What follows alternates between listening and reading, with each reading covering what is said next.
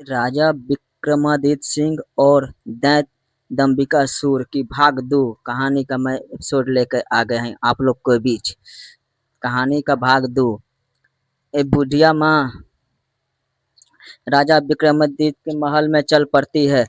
जब ये दोनों राजमहल के द्वार पर पहुंचे तो पहरेदार उन्हें रोक लेते हैं। तब बुढ़िया माई बोली, बेटा हम बहुत दुखियारे हैं और बड़ी आस लगा के महाराज के पास आए हैं। हमारा उनसे महाराज से मिलना बहुत जरूर है। उधर उधर रुकी और महाराज महाराज विक्रमादित्य के पास एक सिपाही गया और उन्हें बताता है। राजा विक्रमादित्य बोले, उन्हें तुरंत सम्मान सहित यहाँ ले आओ। जब बुढ़िया और उनकी बहू दरबार में आए, राजा विक्रमादित्य ने पूछा, कहो माई क्या तकलीफ है तुम्हें? तब बुढ़िया आंखों में आंसू लिए हुए आप बीती सारी घटना विक्रमादित्य को सुना देती है और कहती है, महाराज और आप ही हमारा आखिरी उम्मीद है, मदद कीजिए राजन। अपने राज में घटी इस घटना से अनजान थे। बुढ़िया माँ के द्वारा जब पता लगता है तो वो थोड़े चिंतित हो जाते हैं और कहते हैं, आप बिल्कुल चिंता मत कीजिए माई, आपके बेटे जहाँ कहीं भी होंगे मैं उन्हें खोज कर सही सलामत लाने की पूरी कोशिश करूंगा। राजा विक्रमादित्य का आश्वासन मिलने पर बुढ़िया माँ और उनकी बहू को कुछ राहत मिलता है। राजा विक्रमादित्य बोले, माई आप अपने घर लौट जाए, भगवान ने चाहा तो जल्दी ही आपके दोनों बेटे आपसे मिलेंगे। राजा विक्रमादित्य अगले दिन पूरी तैयारी के साथ अपने घोड़े पर सवार होकर निकल पड़ते हैं दंतिकासुर के खोज में। चलते चलते साधु महाराज कुटिया के पास पहुंच जाते हैं। सोचे कुछ देर सुस्ता लेते हैं। घोड़े से उतरकर जब राजा विक्रमादित्य सिंह जब कुटिया के अंदर जाते हैं तो महात्मा जी प्रसन्न हो जाते हैं और महात्मा जी बोलते हैं, आओ विक्रमादित्य, बहुत दिनों से आपका इंतजार था। साधु की बात सुनकर राजा चौंक जाते हैं और उनका चरण छूकर प्रणाम करते हैं और हे साधु महाराज, अभी आपने कहा कि मेरा इंतजार था, मैं इस बात को समझ नहीं पाया, कृपया मुझे और बताएं। तब महात्मा जी ने राजा विक्रमादित्य को शुरू से लेकर अब तक सारा वृतांत सुनाया। बेटा विक्रमादित्य, मैं लंबा प्रतीक्षा आप ही को कर रहा था, जो तुम ही हो जो उस दुष्ट के सभी प्रश्न के उत्तर दोगे और उस मल युद्ध में हराने की क्षमता रखते हो। बेटा उस दुष्ट दानों की पता नहीं कितने घरों को ताला लग गया। हे वीर श्रेष्ठ, तुम्हारी बुद्धि उसकी कपटी प्रश्न का उत्तर देगी और तुम्हारी वीरता उसका अहंकार को चूर चूर करेगा। तुम्हारे ही हाथों से उसका अंत लिखा है। हे वीर सम्राट, और बिना तुम देर किए हुए उस दुष्ट के पास जाओ और नीच दानव का अंत कर दो। महात्मा जी के वचन सुनकर राजा विक्रमादित्य की नेत्र में ज्वाला प्रज्वलित हो चुका और महात्मा जी से आशीर्वाद लेकर धूत दानव के गुफा की ओर चल दिए। हवा से बात करते हुए अपने घोड़े की बदौलत राजा विक्रमादित्य कुछ ही देर में दैत्य दंबिकासुर की गुफा के सामने जा पहुंचे। एक बुढ़िया माँ की आस, एक सिद्ध महात्मा की दीर्घ आशीष और अनगिनत लोगों की दुआएं राजा विक्रमादित्य गुफा के बाहर पहुंच जाते हैं और अपने घोड़े से उतरकर जब राजा विक्रमादित्य दानव के गुफा के द्वार के पास गया तो वहां उसने लखन और महेश की प्रतिमा देखी। गुफा के प्रवेश द्वार पर खड़ी उन दो पत्थर की मूर्तियों को देखकर राजा का हृदय प्रतिशोध से ज्वाला से धधक उठा। राजा विक्रमादित्य ने गुफा के मुख पर खड़े होकर ऐसी भीकम गर्जना की कि पहाड़ की चट्टान भी कांप उठी।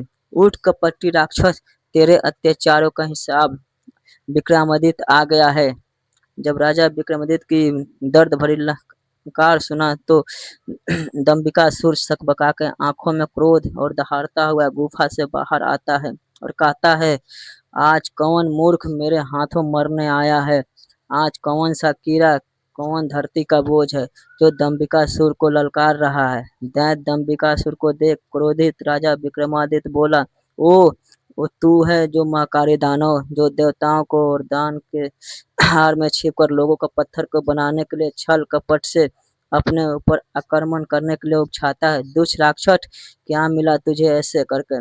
पर अब और नहीं, तेरे पाप का घड़ा बढ़ चुका है, तेरा अंत अब ज्यादा दूर नहीं। राजा विक्रमादित्य की विश्वास सुनकर दंबिकासुर थोड़ा सकबकाया और राजा विक्रमादित्य बोले, पूछ पापी राक्षस, कौन सा है तेरे साथ सवाल, मैं जवाब देने के लिए तैयार हूँ।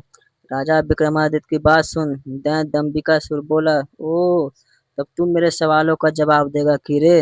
अगर तुझ में हिम्मत है तो मुझसे मुकाबला कर। तेरे जैसे कीड़े को तो मैं चुटकियों में मसल कर रख दूंगा। बड़ा आया मेरे सवालों का जवाब देने। दैत्य दंबिकासुर ऐसी ऐसी बातें कर कर राजा विक्रमादित्य को भी उकसाना चाहता था, ताकि वो भी आपा खोज सके और उस पर हमला करे और पत्थर के बन जाए। पर राजा विक्रमादित्य थे, राजा थे। दैत्य की बात सुन राजा विक्रमादित्य, सुन अहंकारी राक्षस, मैं तेरे उकसावे में नहीं आने वाला हूँ, आक्रमण नहीं करने वाला हूँ। मेरा वक्त जाया मत कर और जल्दी से अपने वो सवाल पूछना शुरू कर। ये माया मुझे भी बहुत आती है। इतना कर राजा विक्रमा अपने 4 वीरों को बुलाकर उन्हें बड़े आकार में आने को कहते हैं और विक्रमादित्य के आदेश देते ही पलक झपकते ही उनके चारों वीर प्रकट हो गए और देखते ही देखते अपने विशाल आकार में आ गए। ये देख दैत्य दंबिकासुर थिरक जाता है। जिंदगी में पहली बार से जिंदगी में डर का एहसास हुआ। अगले पल राजा विक्रमादित्य चुटकी बजाकर अपने चारों वीरों को गायब कर देते हैं और दैत्यों से कहते हैं, अगर मेरी ताकत और माया का छोटा सा नमूना देख लिया है तो और बिना वक्त बर्बाद किए हुए अपना सवाल शुरू कर, पूछ कपटी दानव। तब दानव विचार करता है, अब तो कोई चारा नहीं है, ये मेरे बहकावे में आने वाला नहीं है। वो अपनी कहानी सुनाना शुरू करता है। सुनो राजा, मदन और रतन जो जिगरी दोस्त थे, एक व्यापार के सिलसिले में दोनों प्रदेश गए हुए थे। अच्छा खासा लाभ लेकर जब दोनों मित्र वापस घर लौट रहे थे तो रास्ते में उन्हें एक अति सुंदर स्त्री दिखाई दी, जिसे देखते ही दोनों उस पर मुक्त हो गए। उससे पूछा, तुम कौन हो सुंदरी? यहाँ तुम जंगल में अकेले क्या कर रही हो? तब उस स्त्री ने कहा, वो अपने घर से अपने पति के साथ अपने ससुराल लौट रही थी। तब रास्ते में कुछ डाकुओं ने उन्हें लूट कर उसके पति की हत्या कर दी और सारा धन लेकर फरार हो गए। बस तभी से वो इस जंगल में भटक रही है। तब मदन बोला, हे देवी, तुम चिंता मत करो, हम तुम्हें सही सलामत घर छोड़ देंगे। मदन की बात सुनकर स्त्री रुदन करते हुए बोली, नहीं, अब मैं ना तो अपने घर जाऊंगी और ना ही अपने ससुराल, क्योंकि सब मुझे अभागन और उल्टा समझेंगे। इससे अच्छा तो मैं यहीं अपना प्राण त्याग दूंगी। स्त्री की बात सुनकर मदन और रतन आपसी सहमति से अपने साथ लेकर चल पड़े। रास्ते में उन दोनों ने विचार किया कि अब इस स्त्री का क्या किया जाए। क्या फिर से इसका ब्याह कर दिया जाए? क्या हम दोनों में से कोई एक के साथ ब्याह कर लें? उन दोनों में से ब्याह वाली बात दोनों मित्रों को ठीक लगी। जब उन्होंने इस स्त्री से पूछा तो स्त्री बोली, मुझे भी तो तुम दोनों अच्छे लगते हो। ये सुन दोनों मित्र और अधिक उलझन में पड़ गए। अंततः दोनों ने फैसला किया कि पर्ची डाली जाए, जिसका नाम आएगा वो इस युवती के साथ ब्याह करेगा। पर्ची डाली गई तो सुंदर स्त्री मदन के हिस्से में आई। मदन उससे ब्याह कर लिया और दोनों उससे आप अच्छे से जीवन व्यतीत करने लगे। समय का चक्र घूमा और एक संतान होने के बाद मदन किसी दुर्घटना का शिकार हो गए। मदन के मरने के बाद स्त्री रत्न के पास गई और धन व्यापार में अपना हिस्सा मांगने लगी, पर असल में व्यापार और धन में मदन में कोई की भागीदारी नहीं थी, तो रतन ने उसे साफ मना कर दिया। राजा विक्रमादित्य पूरे ध्यान से दंबिकासुर दैत्य की कहानी सुन रहे थे। आगे दंबिकासुर बोला, तो रतन के मना करने पर वो स्त्री राज दरबार में पेश हो गई। राजा ने जब दोनों पक्ष की बात सुनी तो रतन के हक में फैसला सुनाया और रतन की दौलत में स्त्री का कोई हक नहीं है। इतनी कहानी का दैत्य दंबिका सिर से बोला, बता, उस राजा का फैसला सही था? दैत्य की बात सुन राजा विक्रमादित्य हल्के से मुस्कुराते हुए बोले, नहीं, अगर मैं उस राजा का जगह होता तो मैं निर्णय लेता, उस स्त्री को हक मिलना चाहिए। दैत्य बोला, ऐसा क्यों? राजा विक्रमादित्य बोले, भले ही मदन के भाग में वो स्त्री पर्ची पर उसका नाम आने से आई थी, पर एक प्रकार से वो संपत्ति तो दोनों के ही बराबर थी, इसलिए उस स्त्री को उत्तराधिकार है, रत्न की संपत्ति में हिस्सा मांगने का अधिकार है। राजा विक्रमादित्य की बात सुन दैत्य पूरी तरह संतुष्ट हो गए और कहा, ठीक है, तुम्हारा फैसला बिल्कुल उचित रहा। और फिर कहा, ज्यादा खुश मत हो, अभी मेरे 6 सवाल और बाकी है। राजा विक्रमादित्य बोले, पूछो दुष्ट राक्षस, मैं तुम्हारे सवालों को जवाब देने ही यहाँ आया हूँ। दैत्य दंबिका से थोड़ा हिचकिचाकर बोला, सुनो राजा, सिंधुपुर राज पर समरवीर नाम का एक दयालु और प्रतापी राजा राज करता था। वो अपने प्रजा को हर यथा मदद करता किया करता था। एक दिन उसके दरबार में एक बनिया अपने 3 अंधे पुत्र के साथ आया। सबने राजा को प्रणाम किया।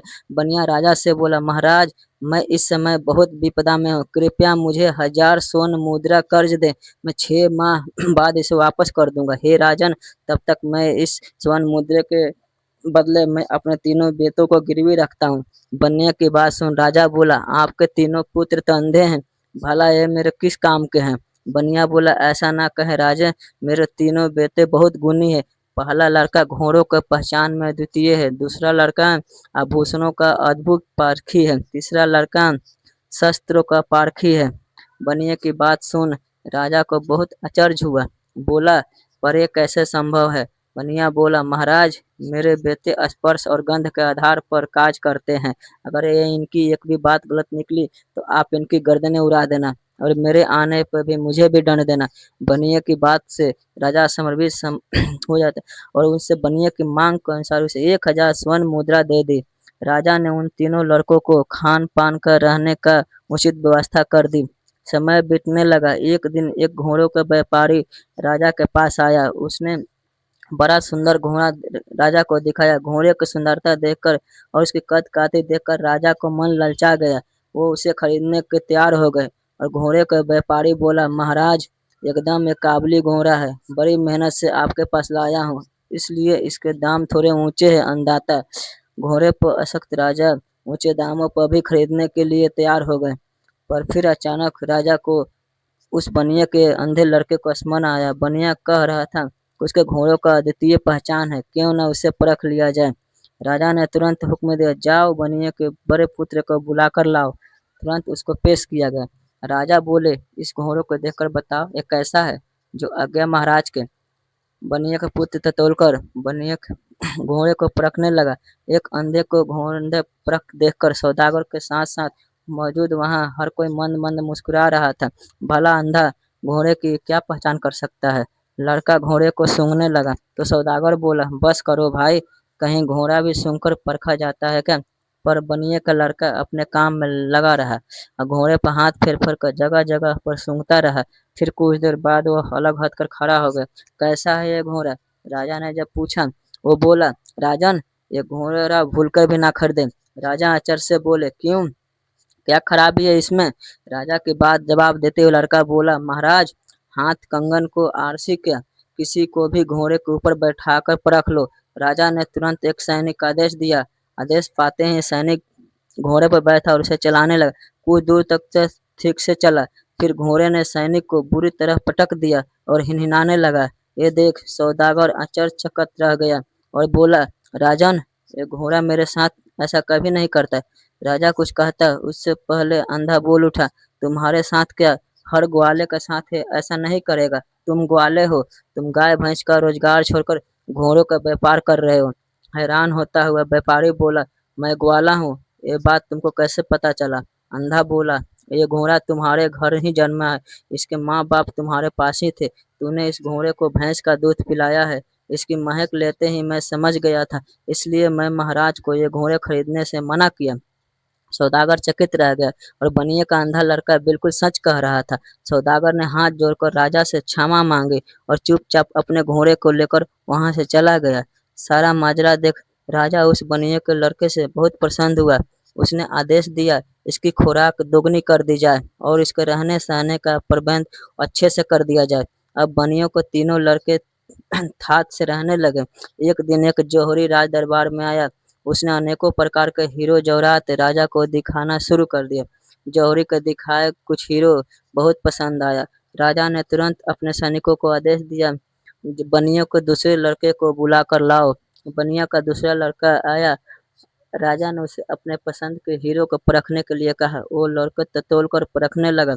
अधिक सुंदर दिखने वाले जौहरात उसने अलग कर दिया और राजा से बोला, महाराज, आप भूल कर अलग किए गए जौरातों को मत लो, हीरो जौरात को। क्यों, कमी है क्या? कमी है, कितने सुंदर तो है। अंधा बोला, माफ करें महाराज, पर यह बहुत अशुभ है, खास कर ये लाल, ये इतना अशुभ है, जो कोई भी इसे खरीदता है, जिस किसी के भी पास से जाता है, उसको बहुत बड़ा नुकसान हुआ है। या तो उनको घर में आग लग गई या फिर सब चोरी हो गए। कुछ परिवारों में तो उनको सदस्य तक मृत्यु को प्राप्त हो गए सरकार। ये बात ये जौहरी भी अच्छी तरह जानता है। इतना सुनते ही जौहरी को कांटो तो खून नहीं, वो तुरंत वहां से उठकर भागने लगा। तो मौजूद राजा के सिपाहियों ने उसे तुरंत पकड़ लिया और जौहरी हाथ जोड़कर बोला, मुझे क्षमा कर दे महाराज, मुझसे बड़ी गलती हो गई। जो आपको पड़ोसी राजा के कहने पर मैं इन अशुभ रत्नों को आपको पास लेकर चला आया। राजा के गुस्से को कोई ठिकाना नहीं रहा। उसने तुरंत इस गहरी को कैद खाने में गिरवा दिया और मध्यम खूब खुश हुआ, उसको खूब तारीफ की और आदेश दिया इसकी भी खुराक दुगनी कर दी जाए। दो अंधे लड़के अपनी अपनी कारीगरी में सफल हो चुके थे। सबसे बड़े वाले में अंधा होते हुए भी घोड़े को भी सूंघकर भी राजा को एक खराब घोड़ा लेने से बचाया। तो मध्यम वाले ने हीरो को टटोलकर उसे शापित हीरे लेने से बचाया। इसी प्रकार एक दिन राज दरबार में शस्त्र विक्रेता आया और बनियों को तीसरा लड़का, सबसे छोटा लड़का भी परीक्षा में सफल रहा। उसने भी काम आने वाले सिर्फ बेहतरीन हथियारों को भी राजा के लिए चुना और राजा छोटे वाले से भी खुश हुआ। उसने हमेशा की तरह आदेश दिया इसकी भी खुराक भी दुगनी कर दो। कुछ समय बाद एक दिन तीनों अंधों का पिताजी वापस आए। उसने राजा से लिया हुआ सारा ऋण वापस कर दिया और अपने तीनों लड़कों को लेकर वापस जाने लगा। तब राजा बनिए से बोला, तुम इन तीनों लड़कों को बाप हो, तुम्हारा क्या गुण है? राजा की बात सुनकर बनिया बोला, मैं आदमी की पहचान कर सकता हूँ। उसकी बात सुन राजा बोला, ओ अच्छा, फिर तुम बताओ मेरी पहचान क्या है? ये सुन बनिया झिझका और फिर राजा की आंखों में आंखों डालकर बोला, आप नाना भाई के औलाद है।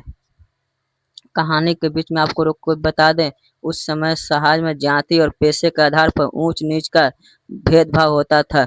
बनिए ने राजा के पूर्वजों को नान भाई, एक रोटी या ब्रेड बनाने वाले के वंशज कहकर ये जताने की कोशिश की कि राजा की राजवंश से नहीं बल्कि एक साधारण पृष्ठभूमि से आया है। फिर से कहानी में चलते हैं। आगे बनिया बोला, जब भी मेरे लड़कों ने अद्वितीय पहचान दिखाते हुए कोई अद्भुत कार्य किया तो आपने उन्हें कोई पुरस्कार न देकर हर बार उनको खुराक बढ़ाया, यानी खाना ही बढ़ाया।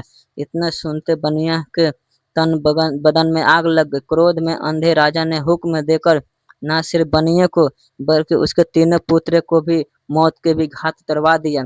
इतनी कहानी दैत्य दंबिकासुर राजा विक्रमादित्य से बोला, बताओ बनिए को उसके लड़के समेत मारने वाला राजा पाप का भागी बना या नहीं? राजा विक्रमादित्य बोले, खून का असर भला कभी असर जा सकता है। बनियों को समझदारी से काम लेना था। अपने कारणवश अपने बेटों को सारे को मौत का गोद में समा गया, बल्कि सारा उसका भगदार बनिया ही था। राजा विक्रमादित्य दांत दंबिकासुर बोला, तूने बिल्कुल ठीक कहा विक्रमादित्य। इतना कहकर चुप हो जाता है। उसको अनुभव होता है जैसे उसके हर सवाल के जवाब के साथ उसकी शक्ति कम होती जा रही है। उसने देवताओं को प्रसन्न कर जो वरदान लिया था उस कारणवश वो गुथियों को दिए गए सही जवाबों को झुठला भी नहीं सकता था। उसके चेहरे पर डर और गहरी सोच देख राजा विक्रमादित्य बोले, क्या हुआ दुष्ट राक्षस, अब किस सोच में पड़ गया? इतना अगर तू पाप करने से सोच लेता तो आज इस दिन का नौबत ही नहीं आता। अपना अगला सवाल पूछ पापी दानव। राजा विक्रमादित्य की बात सुन दैत्य दंबिकासुर बोला, भूलो मत विक्रमादित्य, अभी मेरे 5 सवाल अभी और बाकी है। तूने अगर एक सवाल का भी गलत जवाब दिया तो तुम तुरंत पत्थर के बन जाओगे। इतना कहकर दैत्य अपनी अगली गुत्थी कहना आरंभ करता है। सुनो राजा, कृपया चैनल को लाइक करें और सब्सक्राइब करें और शेयर करें। प्लीज आप चैनल को एक बार सब्सक्राइब जरूर करें और वीडियो को आप किस शहर, किस जगह, किस राज्य से, किस गांव से देख रहे हैं, कृपया कमेंट में जरूर बताएं हमें। सुनो राजा, एक इच्छाधारी नाग नागिन जंगल में मनुष्य रूप में प्रेम लाभ कर रहे थे। दोनों अपने काम में मजरूर थे। तभी एक मरीज का पीछा करते हुए एक राजा उधर आ निकला। जैसे ही उसने शिकार करने के लिए मृग का निशाना साधा, उस पर तीर छोड़ा तो मृग भाग निकला और राजा का छोड़ा हुआ तीर सीधा जाकर मनुष्य रूपी उस नाग की छाती में जा लगा। जैसे ही वो तीर नाग को लगा, सहम कर नाग नागिन तीर की दिशा में देखा तो घोड़े पर बैठा एक राजा उन्हें दिखाई दिया जिसके हाथ में तीर कमान था। सारा माजरा समझते ही देर न लगा। उधर राजा भी अपने घोड़े पर बैठा सब देख रहा था। कि उसका तीर मृग को ना लगकर एक मनुष्य को सीने में जा लगा।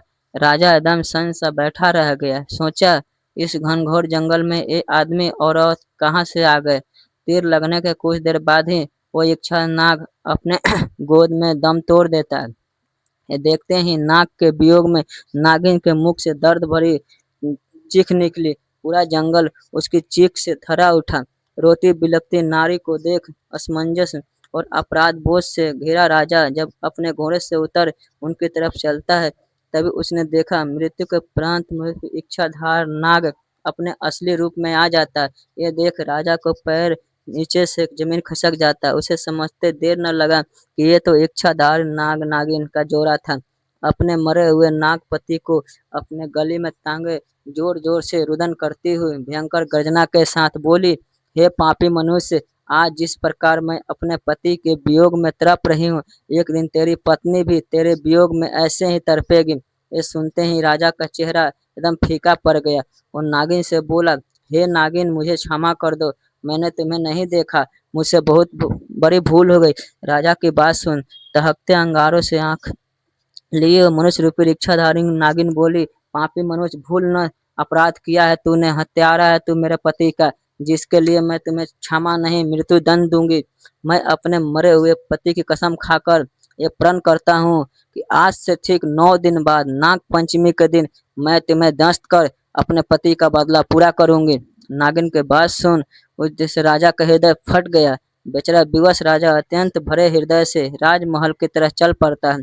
जब राजा राजमहल की तरफ आया तो रानी ने उसका उतरा हुआ चेहरा देखा। वो भी उसे देख उसे चिंता उठी। क्या हुआ महाराज, आप जब से शिकार से वापस आए हैं तब से आपका चेहरा बिल्कुल उतरा हुआ, ऐसा क्या हुआ महाराज, मुझे बताएं। तब राजा रानी के सामने सारा घटना कह सुनाया। सारी बात कह सुन रानी भी सन्न रह गई। रानी एक पति बढ़ता स्त्री थी। ओ महाराज, आप चिंता मत करें, आपको दसने से पहले उस नागिन को मुझे मारना होगा। मेरे रहते आपके ऊपर कोई भी आँच नहीं आने दूंगी। अगले दिन राजा और रानी बहुत साधु विद्वानों और महात्मा और समस्या को साझा की, पर कहीं से भी उन्हें संतोषजनक हल नहीं मिला। किसी ने कुछ उत्तर दिया तो किसी ने कुछ करने को कहा। इन्हीं सब में 8 दिन गुजर जाते। आज वो 9वां दिन है, नाग पंचमी का दिन था, जिस दिन वो नागिन राजा को दसने के लिए आने वाली थी। आज इच्छाधारी नागिन के बदले का दिन था। आज वो नागिन राजा को डसकर अपने पति की हत्या का बदला लेने वाली थी। राजमहल में जैसे ही मातम सा पसरा हुआ था, मारे भय के राजा दुबका हुआ था। उसने अपने कष्ट से लेकर महल के मुख्य द्वार तक सिपाहियों का तैनात कर दिया। महल के चारों तरफ सिपाहियों का कड़ा पहरा था। तभी भिक्षा के लिए एक सिद्ध महात्मा जी राजमहल पधारे। महल में पसरा हुआ मातम देख महात्मा जी ने द्वारपालों से कारण पूछा। द्वारपाल ने सारा किस्सा महात्मा जी को कह सुनाया। द्वारपाल के बात सुन महात्मा जी बोले, तुम मुझे फौरन अपने रानी के पास ले चलो। तब एक द्वारपाल अंदर गया और उसने महारानी से बाहर उस महात्मा को आने का किस्सा बताया। द्वारपाल की बात सुन महारानी खुद राजमहल के द्वार पर गई और सम्मान पूर्वक महात्मा को राजमहल के अंदर ले आई और उसे अच्छे से जलपान कराई और हाथ जोड़कर बोले, हे साधु बाबा, आप हमारी विपत्ति से भली भांति परिचित हो चुके हो, अब आप ही कोई युक्ति बताए महाराज। महारानी के बात सुन साधु जी बोले, सुनो बेटी, इसका एक उपाय तो है पर पक्का नहीं है कि इच्छाधारी नागिन कि तुम्हारे पति को छोड़ ही दोगी। साधु के बाद सुन महारानी बोले, कृपया हमें बताए साधु महाराज, वो क्या उपाय है। तब साधु बाबा ने बताना आरंभ किया। सुनो बेटी, सबसे पहले ये महल के चारों ओर जो इतना सख्त पहरा है इसे हटवा दो। जितने भी सिपाही राजा के सुरक्षा में है उन्हें भी यहाँ से हटा दो। साधु जी के बात सुन महारानी के मन में सवाल तो पैदा हुआ, पर उसने महात्मा जी को उनकी बात के मध्य टोकना उचित न समझा। आगे साधु बाबा बोले, ये ये साधारण नागिन नहीं है, बल्कि ये इच्छाधारी नागिन है जो किसी का भी रूप ले सकती है, किसी भी द्वारपाल या सिपाही का। जब वो महल के बाहर इतना कहरा पहरा देखेगी तो अवश्य ही राजा महाराज को छक्के पहचाने की कोशिश करेगी। आगे साधु महाराज बोले, बेटी, आज नाग पंचमी का दिन है, तुम सूर्यास्त से लेकर मध्य रात्रि तक बिल्कुल अपने पति के कक्ष के सामने बैठकर नाग देवता की पूजा करना। अब जल्दी से सिपाहियों को जंगल भेज वहां से सांप के छोटे छोटे बच्चे को मंगवा लो और राजा के कक्ष से लेकर महल के मुख्य द्वार तक थोड़ी-थोड़ी दूरी पर छोटे बच्चे को बैठा देना, जो जंगल से लाए गए सांप को छोटे बच्चों को दूध पिलाएँगे। अंतिम और सबसे ज़रूरी कार्य, महल के मुख्य द्वार से राजा के कक्ष तक सुगंधित फूल बिछवा दो। इतनी युक्ति बता साधु बाबा बोले, बेटी बस एक यही रास्ता है जिससे उस इच्छाधारी नागिन को हृदय पिघल सकता है। कहते हैं बैरी यानी शत्रु को आदर करना चाहिए। इतनी बात बता साधु महाराज महल से चले चले देते हैं। रानी सारी व्यवस्था कर देती है। राजा के सुरक्षा में सभी सैनिकों को हटा दिया। महल को चारों ओर से भी सिपाहियों को पहरा हटा दिया। राजा कक्ष से लेकर महल के मुख्य द्वार तक ताजे सुगंधित फूल बिछवा दिए और खुद राजा के कक्ष के द्वार पर नाग देवता की पूजा करने लगी। जब रात्रि का पहला पहर शुरू हुआ तो इच्छाधारी नागिन अपने बदला लेने के लिए नागिन आई और नागिन राजा को दसकर उसे मारने के लिए जब राजमहल के मुख्य द्वार से अंदर जाती है तो वो दंग रह जाती है। उसने देखा महल के मुख्य द्वार से महल के अंदर तक अत्यंत खूबसूरत और नाना प्रकार के सुगंधित फूल रास्ते में बिछाए गए हैं। फूलों को स्पर्श से और उनकी महक से नागिन मंत्र मुक्त हो गई और आगे बढ़ती और सोचती है, मैं तो ये सोच कर आई थी कि राजा को पहले ही उसे मारने का उसको तय दिन बताने के कारण बहुत से सख्त पहरा होगा। चप्पे-चप्पे पर राजा के सैनिक शस्त्रों से खड़े होंगे और उसे तो कहीं सिपाही नजर नहीं आया। हैरानी के साथ इसी उधेड़ बुन में नागिन जब आगे बढ़ी, उसने देखा छोटे-छोटे मासूम बच्चे अंदर जाने वाले रास्ते दोनों तरफ बैठे हुए और सांप के बच्चों को दूध पिला रहे हैं और उनके साथ खेल रहे हैं। इतना सब देख नागिन का हृदय द्रवित होने लगा। उसकी क्रूरता क्षण भर के लिए ममता में बदल गए। तभी उसे प्रतिज्ञा याद आती है। अपने पति को मृत्यु का दृश्य याद कर नागिन गुस्से में फुफकारती हुई आगे बढ़ी।